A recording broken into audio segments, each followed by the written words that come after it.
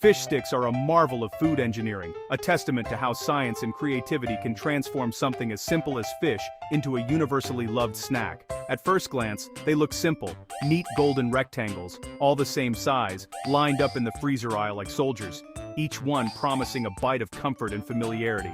Their crisp crust is evenly crunchy, engineered to deliver that satisfying snap with every bite. No bones, no fins, no scales, no hint they ever swam in the sea. They're stripped of all the messiness that usually comes with eating fish. They are the opposite of messy, flaky, unpredictable fish fillets. Instead, they offer consistency. Each stick is just like the last, with no surprises inside. Take one out of the box, and it feels like an invention, a carefully crafted product designed for convenience and enjoyment. The breading is bright and uniform, hiding what's inside, creating a barrier between the eater and the fish itself. Cut it open, and there's a soft white core, mild and tender, with none of the strong flavors or textures that might turn some people away from seafood. This isn't a fillet or a steak, it's a perfect finger-sized log, designed to fit in a child's lunch tray or dunk into ketchup. Every detail is intentional, from the size to the shape. The shape is easy to hold, easy to dip, and just the right thickness to cook quickly, making it ideal for busy families and picky eaters alike. The breading is engineered to cling tightly, even after a trip through the oven, so you never lose that satisfying crunch. The taste? Mild, not too fishy, on purpose. It's designed to appeal to everyone, even those who usually avoid seafood. In many ways, fish sticks are the ultimate disguise, transforming fish into something almost unrecognizable, yet delicious. They are fish, but they don't look, smell, or even taste like the fish you find at the market. Instead, they offer a new experience, familiar, approachable, and comforting. This was not an accident, it was by design. Every aspect of the fish stick, from its taste to its texture, is the result of careful planning and innovation, making it a true icon of modern food science. The year was 1953, and fishing towns across America were worried. For generations, fishermen hauled in cod, haddock, and pollock, but after World War II, Americans lost interest in fish. They wanted beef, chicken, and pork. Fish, once a staple, became old-fashioned, even suspicious. The seafood industry was in trouble. Boats sat idle. Processing plants closed.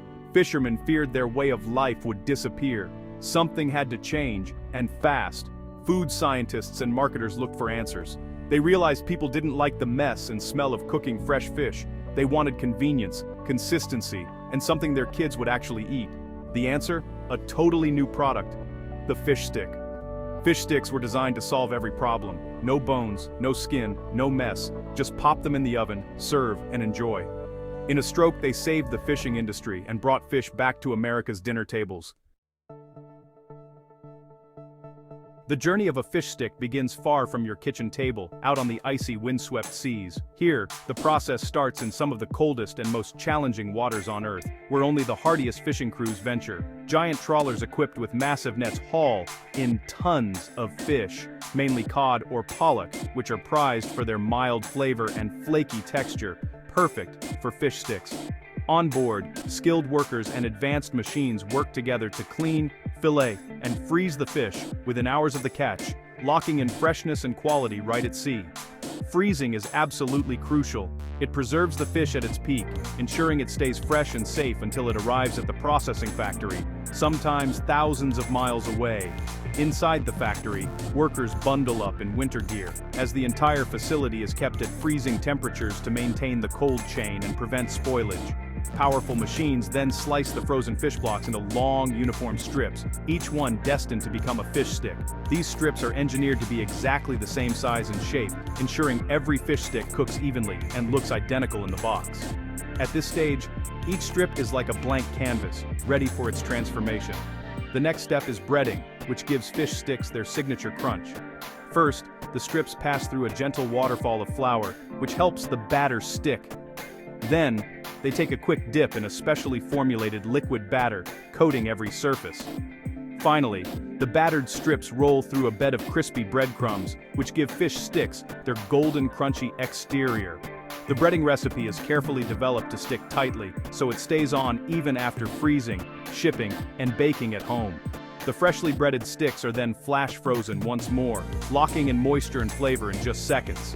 This rapid freezing step also keeps the fish sticks from sticking together in the box, so you can pull out just what you need. Finally, the fish sticks are automatically boxed, sealed, and stacked in massive freezer warehouses, ready for shipment. From the moment they leave the sea to the time they reach your supermarket, the fish sticks never get warm, thanks to a carefully maintained cold chain. This unbroken cold chain is what makes fish sticks taste fresh and delicious, even months after they're made, so you can enjoy a taste of the sea anytime.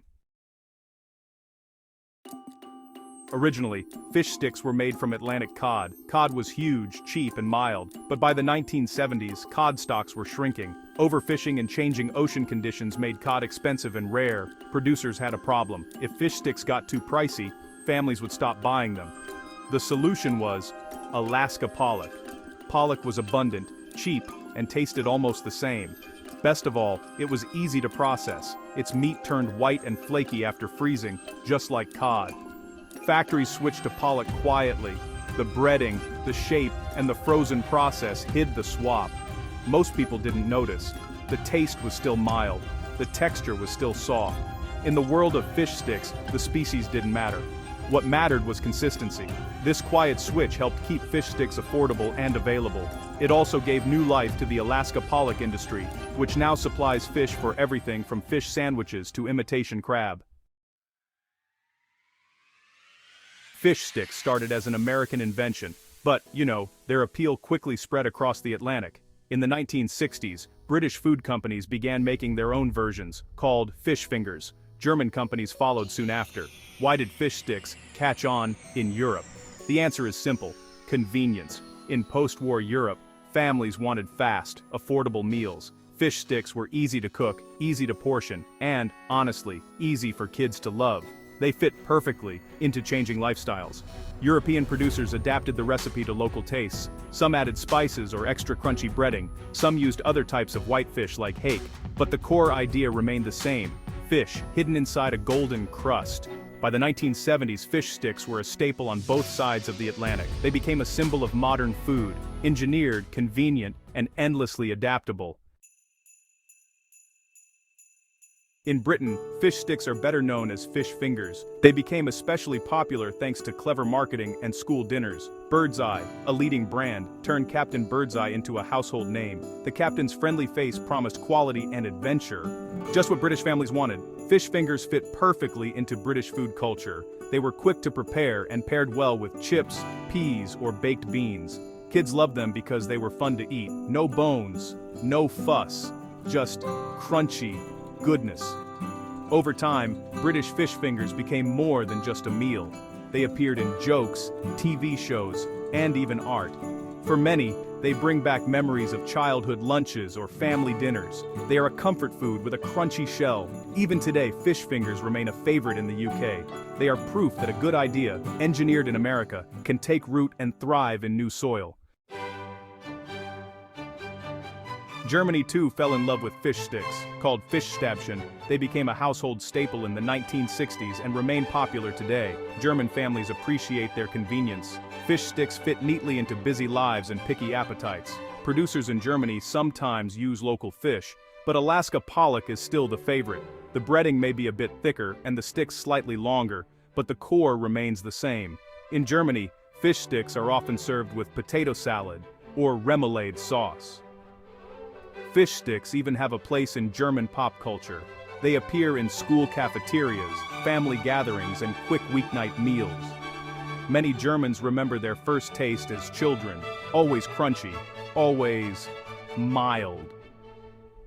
As in Britain, the success of fish sticks in Germany is a testament to their smart engineering and universal appeal. They are a comfort food that crosses borders and generations. Fish sticks are not just convenient, they are surprisingly sustainable.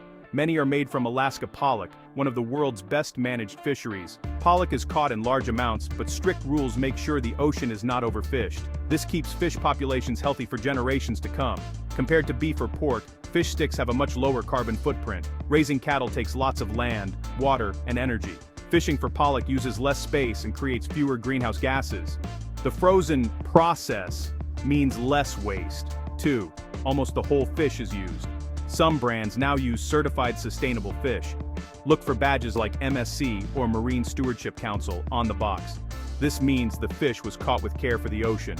Next time you bite into a fish stick, remember, you're enjoying one of the planet's most responsible snacks. That's a tasty win for you and the Earth. Fish sticks began as a clever solution to save a struggling fishing industry that was facing tough times. In the mid-20th century, fishermen were catching more fish than people wanted to buy, and the industry was on the brink of collapse. But fish sticks didn't just rescue the industry, they also saved fish from disappearing from family meals altogether. Suddenly, seafood was back on the menu for everyone, not just those who lived near the coast or enjoyed strong flavors. By hiding the fishiness behind a golden breading and a familiar uniform shape, fish sticks made seafood accessible and appealing to millions of people who might have turned up their noses before. It's a bit ironic, isn't it? Fish sticks are designed to make us forget we're eating fish at all. They transform something many found intimidating into a fun, easy meal. No scales, no strong smell, just a mild, pleasant flavor tucked inside a crunchy shell. It's comfort food that doesn't announce itself as seafood. Yet this very disguise is what brought fish back to the table for generations of families, making it a staple in homes everywhere. It's a triumph of food engineering, smart marketing, and a little bit of culinary magic, all rolled into one. Today, fish sticks are a global phenomenon, found in freezers from America to Asia, and enjoyed in countless cultures. Kids eat them in school cafeterias from Boston to Berlin, making them one of the most popular seafood choices for young eaters. Adults remember them as a favorite comfort food, a taste of childhood that brings back warm memories with every bite. The product that was made to hide fish has ended up saving it, one golden stick at a time, keeping seafood relevant in a changing world. So next time you crunch into a fish stick, think of the journey it took, from the open sea, through the factory, and finally to your plate, at home. It's more than just a quick snack or a convenient meal. It's a story of survival, innovation, and the surprising power of hiding fish in plain sight, proving that sometimes, the best way to save something is to give it a brand new disguise.